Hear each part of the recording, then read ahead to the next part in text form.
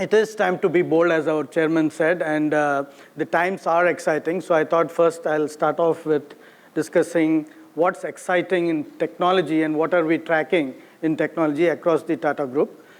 These are areas which are fast changing, and that's what makes innovation and technology all the more important today to bring into our businesses as quickly as possible and as quickly as it is viable. Areas such as genomics and connectomics. Genomics you would have heard of. This is the science and knowledge of the DNA. Connectomics is the knowledge of the human nervous system, the neural connectivity in the body, and that knowledge is going to create a whole new base of activity, as is apparent from deep learning, which is actually a computational expression of our knowledge of the human nervous system. Deep learning alone, if you take a look at the impact it has had on technology, especially in areas such as voice recognition, image recognition, and natural language processing, without you knowing it, it's already impacted. So if you are using any voice recognition typing as an example, you're using deep learning, and the accuracies are extremely high. And today, actually, you can do away with the typewriter unless you need privacy, because you can actually dictate and you'll get 100% accuracy with whatever accent that you speak. So the technology in terms of the science moving into the market is happening very quickly. Just to give you an idea, it took 100 years between Newton's laws and it being brought into the market. It took 50 years between Maxwell's equations and the realization of the electric age. It took 25 years for the laws which were brought out by Einstein to enter the digital age. This is shortening at a very rapid pace. So discoveries in science are moving into the marketplace at a very quick pace. So we have to be on top of that. So that's one aspect of it, science, but also materials. Materials such as graphene. Graphene was first made in 2004. And today it is already in certain applications. To make it viable, the costs have to come down, and that is an area of interest for us. Similarly, metal-organic frameworks. These are metals connected with organic ligands, and they have properties which enable better sequestration of CO2 as an example, or better storage of gas. So again, various applications coming from new materials. So the critical thing is figuring out what combination of these new sciences and new materials will lead to increasing our ability to cater to a current need which has not been fully met, or cater to an emerging need which has not been fully articulated. Now these sciences and technologies are also impacting the energy strategy of companies. So fracking and the shale gas, as well as the dropping of the solar prices, have completely turned around the way we were looking at energy. Manufacturing with 3D printing in place offers a whole slew of new opportunities. Digital strategy across the companies is not an option anymore. And the supply chain strategy has to change, because with the digital across the supply chain, things are very different now than it used to be. And of course, the current needs and emerging needs are being impacted by geopolitical trends and consumer trends, including areas such as climate change, which we are all experiencing as we speak. I wanted to go over some of the areas that we are focusing at the group level and give you an update where we stand. This is a new model. This is a unique model in that within the Tata Group, we have companies which are fairly independent. Many of them are listed even. So we have to work with an arm's length model. So we have built this consortium model where we even sign MOUs so that we are really dealing with technology in a manner of independent companies, but still coming together as a Tata group of companies where we do have certain shared principles coming from the Tata Business Excellence model and the Tata Code of Conduct. This particular product, which is a wearable for a factory floor safety, this is the very first in the world wearable which has been designed specially for a factory floor worker. And that showcases the Tata Group's interest in the safety of the factories and the workers on the factory floor. Many teams came together to make this happen. The idea itself and the use case came from Tata Steel. So they're the ones with crane operators and various other factory workers. In addition to that, we of course have Tata Motors, Tata Chemicals, and all of them have joined the group in terms of determining how to design this product as we move forward. We leverage the power of TCS because the cloud-based analytic platform is theirs. It takes a long time to build something like that, but we could just pull it into what we want to do. Tata Elxsi does beautiful designs. And if you notice this watch, it has got a retro design pretty much, and you would say, why is Tata Group designing this kind of a watch at this point of time? And this is where the insight comes in. Tata Steel actually wanted an analog face watch. Right? So this watch is an analog watch with a digital heart because behind are all the digital electronics which help you track the worker when the worker is in his work environment. So it will not track the worker other than when the worker is in his or her work environment. So as an example, if the crane operator is operating a crane, it starts tracking. And what is it looking for? For the safety of the worker. So it is looking at the body skin temperature, looking at the pulse rate, if the person falls or if the person is motionless for a long time, if the ambience has excessive gases which are not supposed to be there, both the operator gets to know it as well as the supervisor so that action can be taken. A product like this, we can enter playing to the position of strength that the Tata Group has because we have factories. We have factories of all kinds. So we can design the best product for a factory floor worker. But once we design something like this, it could enter multiple other markets, and that is our intent. So starting with areas such as truck drivers, but moving into digital consumers, that is the roadmap that we are after. But when we enter the digital consumer space, we will have a unique product because if you design something for the factory floor, the design is much more onerous than doing it for a consumer today. So we will have a product which is unique in that market as well. Again, showcasing the Tata Group's interest in the health of the planet is this product, which is the fuel cell. Fuel cells are not new, but they are not viable even today. So the goal for the work that we are doing is to make it viable. And the areas that we are working in to make it viable, the primary area is to work on the catalyst.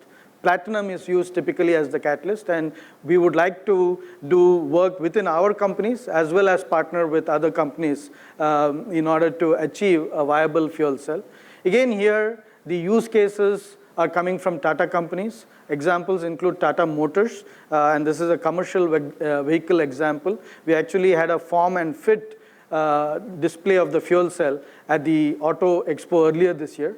We had a form, fit, and function display of the fuel cell at the Defense Expo in the month of February as well. So Tata Power SCD, the strategic engineering division, works in defense, and so they were the ones who showcased the fuel cell for defense applications. But there are, again, many other companies which have come together to help put the system in place. So while you have the catalyst being worked on by Tata Chemicals, you have the controls being worked on by Tata Power SCD, you have the balance of plant being worked on by Tata Motors, and this kind of a powerful team coming together is what this model enables. So another area of interest is food, and this is a video from a region in Karnataka known as Mandya. You can see the drone, a quadcopter drone, flying and spraying the fields. And the idea here is actually to reduce the amount of pesticide used by precisely spraying the amounts which are required. The product is unique because Indian land holdings are small compared to any other country. So for small land holdings, you do not have a solution of unmanned aerial vehicle spray. So in countries where there are large land holdings, you have the fixed wing drones which can spray. But even then, they are not as precise as we can get with these quadcopter drones because the height which these quadcopter drones can fly at are much lower than what a fixed wing drone can fly. So we can get much more precise. So the goal is to use much less pesticide, reduce the weight of the payload of the drone by using less water even. So the work which the team is doing is not on the drones. because there are enough companies working on the drones, and we will partner with the best of those companies on the drone side. But where we are making a difference is on the delivery mechanism of the pesticide. So we're working on things like anti-slush mechanisms, the sprayer itself, the nozzles, the spray pattern, the velocity of the spray, the velocity of the motion of the drone. So these are areas that we will make a difference. And as you can see, we are already in pilot in this area as well. One of the areas which I'm most excited about is the area of graphene. And Tata Steel and Tata Chemicals have developed intellectual property in this area. And the intellectual property revolves around the ability to make graphene viable again from a standpoint of cost. Now, some of you might know graphene, some of you might not. Graphene is a material which was first made in 2004. I say made because discovery is a different term. So I want to use the term made in 2004. So typically, a new material takes a very long journey to get into the market. 20 years is what is typical for a new material to get into the market. But graphene has already got into certain electronic applications. For it to realize its full potential, and potential coming from the fact that it's got 100 times the strength of steel by weight, it is highly thermally conductive. It has also got a very high current carrying capacity. So applications range from coating steel for corrosion protection to electronic applications such as touchscreen monitors. So you can imagine something like coating steel requires huge volumes of material, and that is where we can make a difference, where volumes are required, because just like steel or any other material, graphene will have grades. It's not going to be one grade graphene. So we will be able to focus on the areas where the costs are low, volumes required are high, and we have the ability to make that difference today. So last year, this project or program was the winner of InnoVista, and very happy to announce that Tata Steel has gone ahead and set up a graphene development cell for the commercialization of their product, and are going to look at various applications of graphene through a group-led effort and in collaboration with universities as well. IIT Madras is an area that we are working with and collaborating with the government of India as well. This is an area of national importance, so we do hope to make a significant difference in the area of graphene. We are also looking at collaborations around the globe, and I have highlighted some of the areas that we hope to pick up. Soft robotics is an interesting area. Again, new materials and a combination with the 3D printing technology allow you to look at elastomers with channels. You can just pump air through these channels and cause movement. So you can have movement which looks like a grabbing of an object, or you could have motion even. We were really amazed to see some of this work in universities such as Harvard, and they have applications on factory floor. They have applications even in agriculture. So we would be looking at collaborations in areas such as soft robotics. Bio-inspired robotics is a result of miniaturization of actuators. I need to mention that in soft robotics, the reason for excitement is that there are no actuators. You're able to move by virtue of pumping in air. So obviously, again, the low cost plays a role. There are no individual actuators at each one of the joints which requires to be moved. In the case of bio-inspired robotics, the actuators have been miniaturized to a level where you can have dragonflies, which are actually mechanical devices flying around and collecting information. And there are applications that we can envision because of the vastness of the Tata Group. For example, chimney inspection is one area which folks in the industry know is the one of the most dangerous activity for the worker. So if you can have mechanical fly, if you would, go and get the information that you want, that is what we'll be looking at. What we need to do here is increase the time the device can fly. Right now it flies for a very short time. Stretch sensors, again, very exciting. Elastomer with liquid metal in it. When you stretch, it can recognize motion, and it can recognize precisely what your hand is doing, as an example. So you can replicate your hand movement elsewhere. So remote surgery becomes a possible application. Remote robotic surgery is an advancement to that. Gene editing is again extremely exciting. What I didn't know was that even a bacteria gets attacked by virus. It's not only us, but even a bacteria gets attacked by virus. And what I definitely did not know is that the response system of bacteria probably is much more sophisticated than even our human system. So when a virus invades a bacteria, the bacteria takes some time, if it's a new virus, to recognize it, but then goes in and just snips it to disable the offending virus. Right? It snips it at locations which actually cause the issue. And then it actually takes a portion of the virus and keeps it in its pocket for future use, for future reference, so that if the virus comes next time, it's quicker in responding. Using similar technology, we are able to now use something called CRISPR and Cas to be able to edit genes in animals. So we have done it for mice. When I say we, it is the technology community has done it for mice. They've done it for cell level for humans.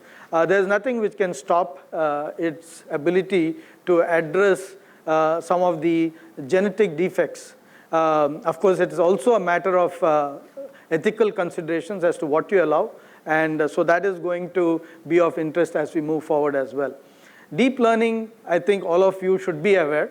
It has made a significant impact in the last 2 years. 10 years back, I was using neural networks. And then I stopped doing hands-on work. I was working through teams. And anyway, the neural networks had delivered what they could. And you saw that it had saturated. But in the past 2 years, what happened with new learning techniques, you can actually train these networks at different level of abstractions at each layer. Previously, you could use multiple layers, but they didn't add much value. If you had one hidden layer, the output that you got was as good as having multiple layers. Today, because of ability to train it in a different way, you can actually get much more mileage by adding those hidden layers, and you train it at different levels of abstraction. Right? So lines could be one level of abstraction, the shadows could be one level of abstraction, color could be one level of abstraction, and then your image recognition becomes all the more powerful. You have seen this in work already, because if you look at your photo directly on your computer, it automatically now identifies faces. So if you identify one or two faces, it will go through your all your photographs and collect all the photographs of, let's say, your mother. So this is extremely precise now because of deep learning. Similarly, voice recognition has advanced and natural language processing has advanced because of deep learning. Social network analysis is an area where you can look at influences as an example. Why is it important now is because new data is becoming available. The techniques are age-old, which is network sciences, graph theory. But the data is new. Your data is coming from Twitter and Facebook and LinkedIn, and volumes of data is coming. So you're able to do applications such as find out which family in which village, if I can get them to take a polio vaccine, influences the whole village. And consumer behavior is another thing which you can analyze with similar technologies. So this whole area is again needs to be relooked at with current technology. Methanol economy is a long-term goal. We at the Tata Group, along with Tata Motors, actually had the world's first sustainable fuel conference in Delhi, and there are a lot of follow-up activities with academic institutions coming out of that. Why is methanol important? It is the one of the only techniques where you can actually take CO2, which are in our flue gases, in our emissions, and convert it into a liquid fuel and use that liquid fuel. Now, when you use the liquid fuel, CO2 is still released unless you have further recycling capabilities. But you're not introducing new CO2 into the atmosphere. So that is why it is important. The ability to use CO2 to produce fuel is what makes methanol economy something which we should look at. Bulk metallic glass is there because you can now use metal and form it like plastic. So it is not glass, it is metal, but it forms like plastic. So the applications are one of the many containers that you have today will be made out of bulk metallic glass in the near distant future. I wanted to conclude with this slide saying that we challenged during the Innovista the team to look at the intersection of biology, materials, and computing, because this is an area we believe will make the future. So you had the industrial age, you had the electric age, and you had the digital age.